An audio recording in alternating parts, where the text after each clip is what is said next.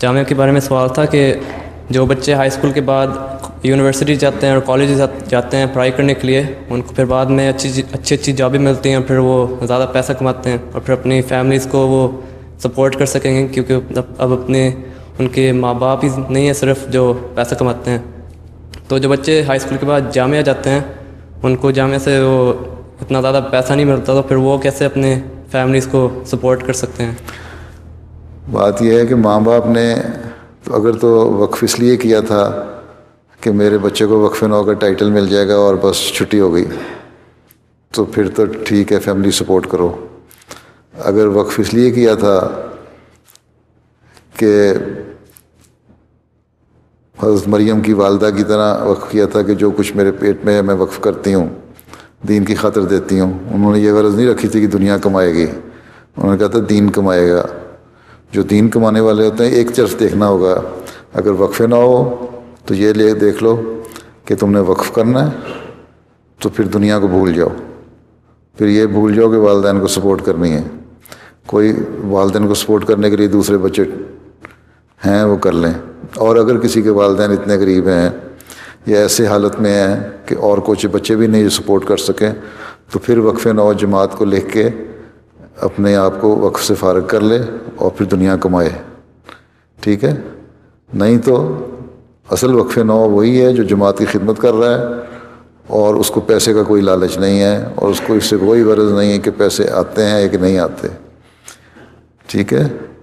اور وہ وہی ہیں جو وقف زندگی کر کے یا مربی بن کے مبلغ بن کے جامعہ میں پڑھ کے دین کی خدمت کر رہے ہیں، یا بعض ایسے بھی ہیں جو ایم ایس سی کر کے پی ایچ ڈی کر کے وقف کرتے ہیں، کوئی اسکول ٹیچر لگے ہوئے ہیں یا کوئی اور جگہوں پہ کام کر رہے ہیں جماعت کے۔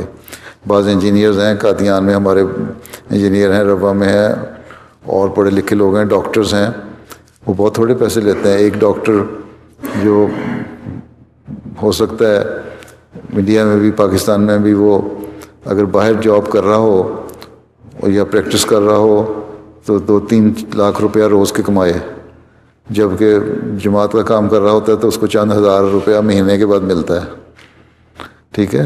تو وقف یہ ہے کہ دین کی خدمت کرنی ہے، دنیا کو نہیں دیکھنا، اس لیے سپورٹ کا تو سوال ہی نہیں۔ ہاں اگر سپورٹ کرنی ہے، ماں باپ کے ایسے حالات ہیں تو جماعت ظالم نہیں ہے، نہ خلیفہ وقت کوئی ظلم کرتا ہے، اس لیے اس شخص کو کہے گا اچھا تم ٹھیک ہے، تمہارے حالات ایسے ہیں، تم اپنے ماں باپ کی خدمت کرو اور وقف سے تم فارغ ہو، ٹھیک؟ وقف نو یا وقف زندگی دنیا نہیں دیکھتا، دین دیکھتا ہے، ٹھیک ہے؟ عہد کرتے ہو نا میں دین کو دنیا پہ مقدم رکھوں گا، تو سب سے پہلے دین کو دنیا پہ مقدم رکھنا کیا ہوتا ہے؟ دین کو دنیا پہ مقدم کروں گا کیا مطلب اس کا؟ ورڈ مجھے کیا انگلش میں بتا دو، انگلش میں بتا دو۔ امپورٹنس، ٹھیک ہے، امپورٹنس دوں گا، پریفرنس دوں گا دین کو دنیا پر، ٹھیک ہے؟ سمجھ آئی نا؟ اس کا مطلب یہی ہے کہ پھر میرے سامنے یہ نہیں ہوگا کہ پیسے کمائے جاتے ہیں کہ نہیں کماتے، تو گزارا کرنا پڑتا ہے۔ میں نے بتایا نا، بعض ابھی تو اللہ کے فضل سے جماعت کے حالات بڑے اچھے ہیں، مبلغین مربیان کو الاؤنس ملتا ہے اور مہینے کا گزارا بھی ہو جاتا ہے، ان کے اس بھی حالات اچھے ہیں۔ جو پرانے ہمارے مبلغین گئے تھے وہ تو ایسے وقف کر کے اس طرح گئے تھے، اس طرح رہتے تھے۔ بعض پرانے مبلغین نے مجھے بتایا ہوا کہ وہ بریڈ خریدتے تھے اور 1-2 سلائس تو اس کے لے کے نا، تو سالن کوئی نہ ہوتا تھا، صرف پانی کے ساتھ کھا لیا کرتے تھے، یہی ان کی کھانا ہوتا تھا۔ تو یہ وقف ہے۔